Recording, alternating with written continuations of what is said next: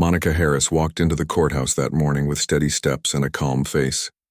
The big brown doors opened with a creak, and the sound of her heels echoed in the long marble hallway. She was not new to courtrooms. As a paralegal, she had spent years preparing files, assisting lawyers, and helping ordinary people who couldn't afford legal advice. But that day was different. She was not there to assist anyone else. She was there for herself. A property dispute had turned her life upside down. A man had claimed that she trespassed on land she had legally rented, and the police supported his false claim without checking the papers. Monica had all the documents to prove her innocence, but she knew the system was not always fair, especially for someone like her. Still, she trusted that truth would win if she stood firm. When she entered the courtroom, people turned their heads. Some whispered quietly. The officer who filed the complaint sat near the witness bench, avoiding her eyes. She could sense his discomfort. Monica took a deep breath and reminded herself to stay calm. Her lawyer, a young woman named Grace, gave her a small nod of encouragement. As the hearing began, the judge looked through the files while the officer began to speak. His tone was confident at first, but Monica noticed how his words slipped whenever he tried to explain the missing evidence.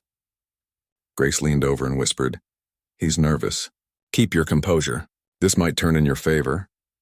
Monica nodded slightly, clutching her notes. When it was her turn to speak, she stood tall. Her voice was calm but firm. She explained how she had rented the land properly, how she had paid every fee, and how the complaint was based on a misunderstanding that could have been solved with one phone call. The courtroom listened closely. She presented her receipts and contracts one after another, as the judge studied them carefully. The officer's face grew tense. He interrupted her mid-sentence, saying she was lying. Monica did not lose her temper. Instead, she asked him to show the documents he was referring to. He didn't have any. The silence in the courtroom grew heavy. Even the judge raised his eyebrows. Then, in a moment that no one expected, the officer suddenly stood up and pointed at her, claiming she was disrespecting the law. His words were loud and people gasped. Monica's heart raced, but she stayed quiet, letting him show his frustration. The judge called for order, but the tension didn't calm immediately. Everyone could feel the unfairness hanging in the air. Monica looked straight at the officer and said in a steady voice, "I respect the law. That's why I'm here, to protect the truth." Her words cut through the noise, and for a second there was complete silence. The judge looked uncomfortable. The officer tried to speak again, but his anger made him clumsy with words. Cameras from journalists who were covering the trial because of the public interest zoomed in on the tense moment. The world outside that courtroom didn't know it yet, but what happened next would make headlines across the country. The officer's behavior shocked everyone in the room. Before anyone could react, he moved closer, trying to intimidate her with his presence. The courtroom staff stepped forward to stop him. The situation became chaotic for a moment before the guards quickly separated them. Monica did not move or shout. She simply stood there, her expression calm but full of strength. She looked at the judge and asked, "Is this how justice treats those who tell the truth?" Her question echoed across the courtroom. The judge hesitated. Everyone waited for him to act, but he seemed uncertain. That hesitation, those few seconds of silence, changed everything. Reporters caught the entire scene on camera.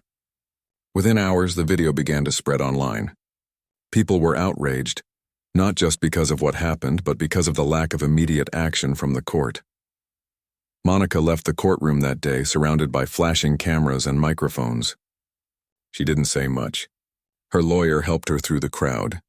Reporters shouted questions asking if she planned to take legal action, but she remained quiet.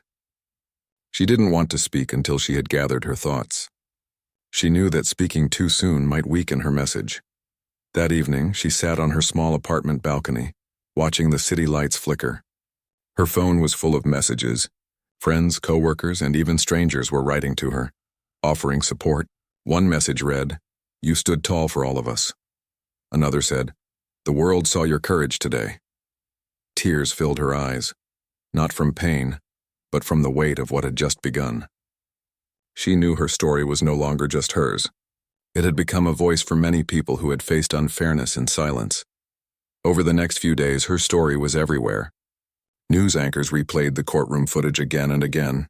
Social media was flooded with messages of support. People from different parts of the country shared their own experiences, using her name as a symbol of strength. Civil rights groups contacted her, offering legal help and public support. Still, Monica didn't let fame or attention distract her. She knew what mattered most was the message behind it all, the demand for fairness. She appeared on a talk show a week later. The host asked her how she felt about the attention.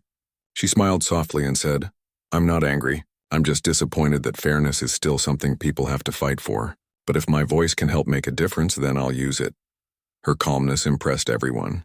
She didn't shout or accuse anyone. She spoke with honesty and dignity, making it hard for anyone to doubt her sincerity. People admired her for that. Meanwhile, investigations started inside the police department. The officers involved in her case were called for questioning. Some of them quietly admitted that the reports had been handled carelessly. The department promised to review its internal conduct. Public officials began talking about reform, and for the first time in a long while, people believed that real change could happen. But Monica's journey was far from over. She continued her normal work life, though every day felt different. People now recognized her on the street, thanking her for standing up. Some called her the brave lady from court. Others told her that she gave them courage to speak against wrong treatment in their workplaces or communities. At night, she often thought about that day in court. It could have broken her confidence forever, but instead it had awakened something powerful inside her. She realized that one person's strength could shake an entire system if that strength came from truth. One afternoon, she visited the same courthouse again, not for her case, but for another client she was helping as a paralegal. As she walked through the hallway, a few staff members nodded respectfully. Even the new security guards recognized her. The air felt different this time. It was as if the walls themselves remembered what had happened there and silently respected her for standing strong. She smiled to herself. The courthouse that once felt cold and unfair now reminded her of how far she had come in just a few months. Her story had not ended there.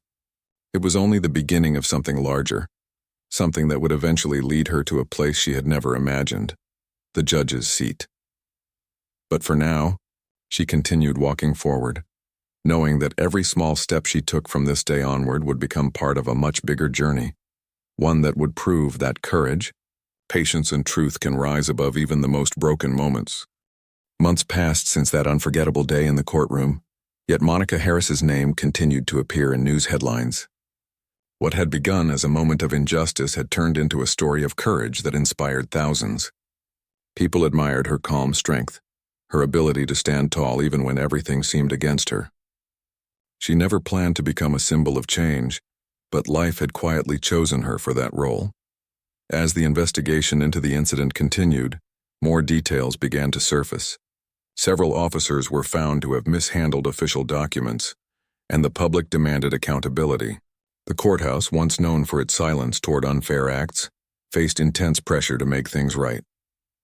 The judge who had hesitated to act that day received heavy criticism and eventually resigned. His departure was seen as a small but meaningful step toward justice. Monica, however, was not focused on revenge or punishment. She was focused on progress. She wanted to use her voice to create lasting change.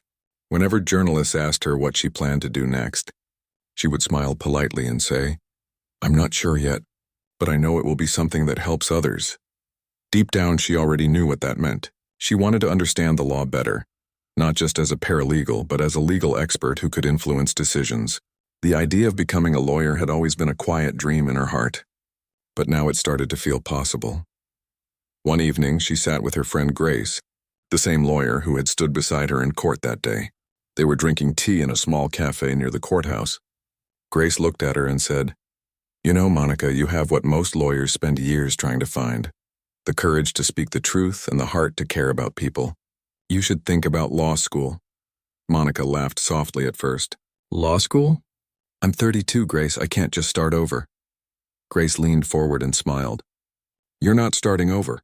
You're starting stronger." Those words stayed in Monica's mind long after that evening. She thought about them as she rode the bus to work, as she helped clients prepare their files, and even as she looked at her old notebooks filled with legal notes. Finally, one morning, she opened her laptop and searched for law schools that offered part-time programs. She found one that felt right, a respected university with a strong program for working adults. The tuition was high, but when she shared her plan online, something unexpected happened. People who had followed her story began donating to help her. Within days, she had enough support to cover her first year. She was touched beyond words. She realized that her story had connected her with countless people who believed in her mission. She promised herself that she would not let them down. Law school was not easy. The classes were demanding, the reading was endless, and sometimes she felt exhausted after long days at work. But every time she felt tired, she remembered that day in court. That memory reminded her why she started. Her professors noticed her determination. One of them told her, "You have a gift for understanding not just the law but the people behind it." Those words gave her confidence. She became known for her calm and fair reasoning during discussions. Her classmates respected her. Some of them even said she had the natural presence of a judge, balanced, thoughtful, and unshakable. Monica would smile at that comment, but she never thought too deeply about it then. Her only goal was to finish her degree and help make the legal system fairer for everyone. 3 years later, Monica graduated at the top of her class. The auditorium was filled with applause as her name was called. Grace was there too, cheering proudly from the front row. After the ceremony, Monica looked up at the stage one last time and whispered to herself, "This is just the beginning." She began working as an attorney, taking cases that others often ignored: small community disputes, discrimination complaints, and unfair housing issues. She didn't earn much at first, but the respect she gained from people was priceless. Every case taught her something new. She listened carefully to her clients, many of whom reminded her of the person she once was, hopeful but afraid of the system. Her calm nature made them feel safe. Over time, her reputation grew. Local newspapers started calling her the people's lawyer. She received awards for community service and was often invited to speak at schools and public events. In her speeches, she would say, "Justice is not about power. It's about understanding and fairness." Her simple words touched hearts. One year, she received an invitation that took her by surprise. It was from the State Judicial Committee. They wanted her to apply for a temporary judge position. At first, she thought it was a mistake. She laughed and said, "A judge? Me?" But the letter was real. It explained that her record, her integrity, and her contribution to public justice made her a strong candidate. She spent a long night thinking about it. The idea of sitting in that chair, the same kind of chair where she once stood seeking fairness, felt surreal. But then she remembered how it felt that day in court, when her voice had been ignored. She realized that being a judge was not about power or pride. It was about giving others what she had once needed most: a fair chance to be heard. She applied. The process was long and challenging. She went through interviews, tests, and background checks. When the final selection came, she waited quietly in her office, trying not to hope too much. Then the call came. She had been chosen. Her hands trembled as she held the phone. For a few seconds, she couldn't even speak. When she finally entered the courtroom for the first time as a judge, her heart beat faster than ever before. The hall looked familiar, yet completely new. The wood benches, the high ceiling, the quiet hum of conversation, everything felt different now. The people in the courtroom stood when she walked in.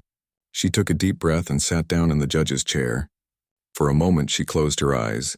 She thought of the past, the pain, the embarrassment, the public attention, and the long journey that followed.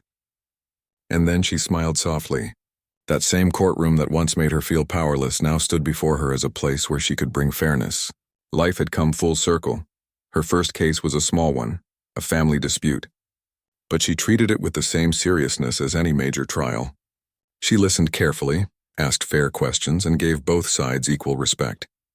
When she made her decision, the people in the courtroom could feel the balance in her words.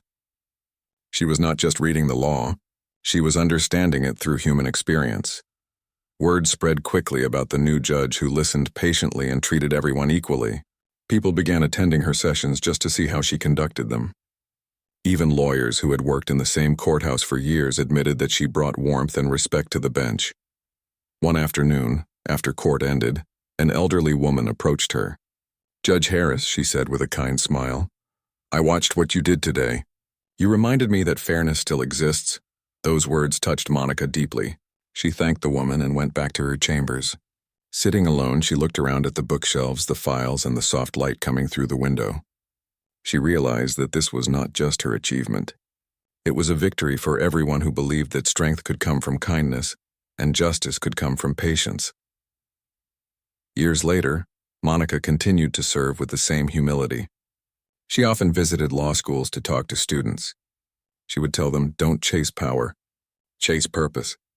The law should heal, not harm." Her speeches inspired many young people to join the legal profession for the right reasons. One day, while addressing a group of new judges, she shared her story for the first time publicly. The room grew silent as she spoke about that moment in court many years ago. "That day taught me that even in our lowest moments we can rise higher than we ever dreamed," she said. "Justice is not about what happens to you, but how you respond to it." The audience stood and applauded. Some had tears in their eyes. As she walked back to her office later that day, Monica paused by a large mirror in the hallway. She saw her reflection, calm, confident, and strong. The same woman who once stood in that courtroom as a victim now stood as a symbol of hope. She smiled to herself and whispered, "This is what justice should look like." From that day on, Monica Harris's story became more than a news headline. It became a lesson that courage, patience, and faith in what's right can transform pain into power. The courtroom that once silenced her had become the very place where her voice guided others, and in every case she judged, in every fair decision she made, she silently reminded the world that the most powerful kind of justice begins with compassion.